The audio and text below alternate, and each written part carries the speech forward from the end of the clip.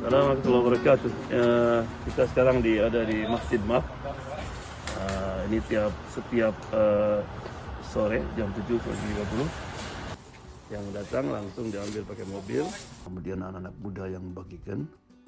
Kemudian mereka yang agak tua, orang yang tidak bisa datang ke MAF, itu ada mobil khusus untuk di-deliver ke tempat mereka, insyaAllah. Menurut Ustaz Joban, Imam Masjid Ar-Rahmah, setiap malam masjidnya menyediakan 150 kotak makanan bagi mereka yang membutuhkan. Today a lot more people coming. More people, ya? Yeah. Rian? Assalamualaikum. Assalamualaikum. Muhammad Salim.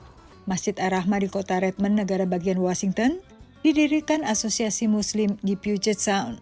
Sebagian besar anggotanya bekerja di bidang teknologi di wilayah itu. Setiap malam di bulan Ramadan, biasanya masjid ini menyediakan hidangan buka puasa untuk sekitar 300 orang dan untuk 1.000 orang di akhir pekan. Masjid lainnya di berbagai wilayah Amerika di masa pandemi juga melakukan hal yang sama, karena pengurus masjid menyadari perekonomian jamaahnya yang beragam.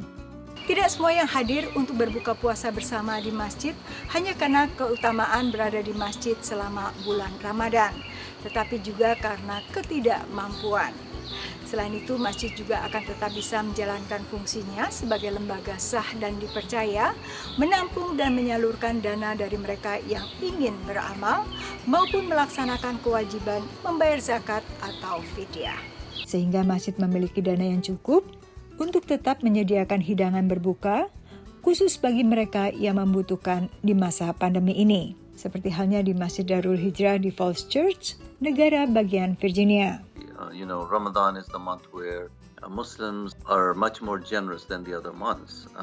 And because not only that there are many rewards for giving charity in Ramadan, but also that was how the Prophet, peace be upon him, used to do. Di bulan Ramadan sebelum pandemi, setiap harinya Darul Hijrah menyediakan hidangan buka puasa bersama antara 700 hingga 800 orang dan 1.200 hingga 1.500 untuk akhir pekan. Dan khusus untuk drive-thru atau layanan tanpa turun ini, for tomorrow.